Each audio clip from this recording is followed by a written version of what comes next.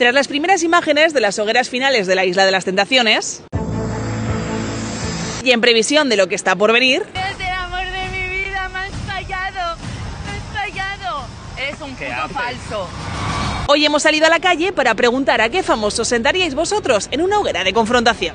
A nivel deportivo me gustaría ver, por ejemplo, a Gerard Piqué, pero con Luis Figo. A ver qué cara a cara tienen, por las movidas que tienen por el Barça, tal.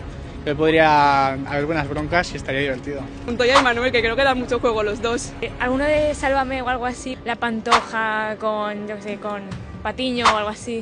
Sería muy divertido verlo. O la Pantoja con su hija, quizás. Por ejemplo, perfecto por mí. A la hija de la Pantoja y a su madre, para que se arreglen, a la que estaba embarazada, ¿no? Pedro Sánchez y Feijóo también, que se sienten a hablar, que sería muchísimo mejor. Broncano y Pablo Motos, sí. Broncano y Pablo Motos sería una opción de decir, a ver quién, la guerra esa de las audiencias, a ver quién es más original. Yo creo que es más fresco Broncano que el otro es más clásico. ¿Usted ya tiene a su favorito? Yo sí, a Broncano.